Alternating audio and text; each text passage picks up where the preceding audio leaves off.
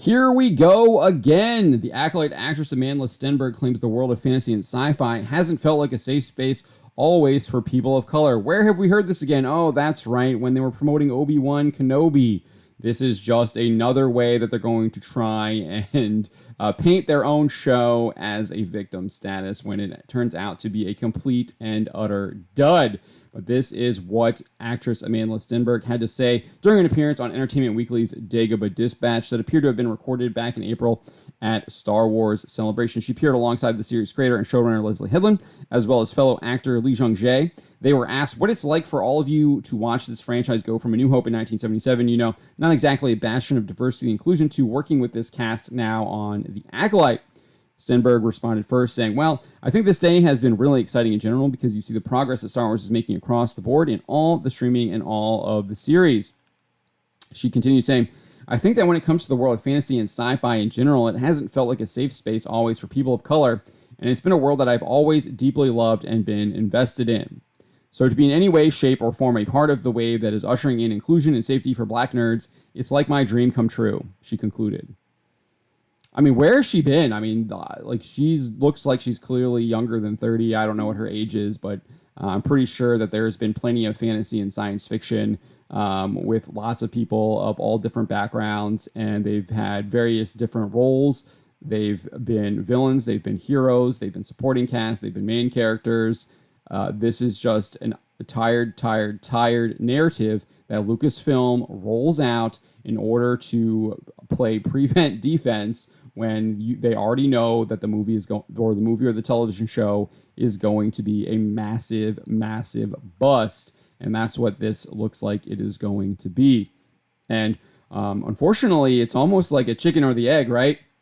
It's like, what is actually causing the bust? And I think a lot of times this promotion of this material like this is causing the bust, but usually the promotion of this material is because it's actually in it. So when you're already kind of promoting a show based on identity politics like this, usually those identity politics are wrapped up in the show. What I did find really interesting, though, is that we got Lee Jung-jae's response, and he responded through a translator, and his response was very different. I mean, he tacitly agrees with what Stenberg has to say, but he actually focuses more on the craft of actually acting and the themes of Star Wars.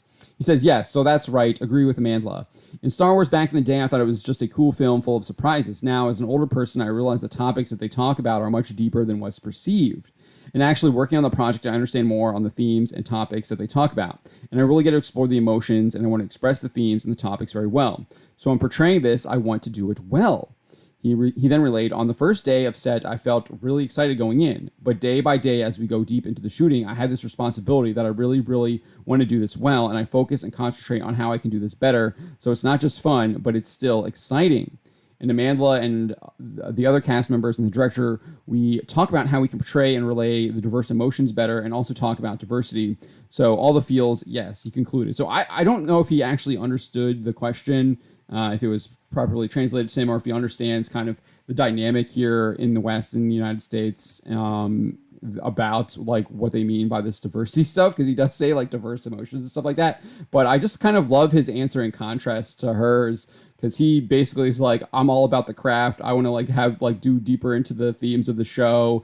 I really want to like explore the emotions of the character, and it's just wild that we get these two differing answers to this question. One clearly just going full bore identity politics, another guy actually trying to talk about his craft as an actor and what he's hoping to bring to the show, and what he hopes the show can potentially bring to viewers through the themes that Star Wars is kind of known for, good and evil being one of the biggest ones there.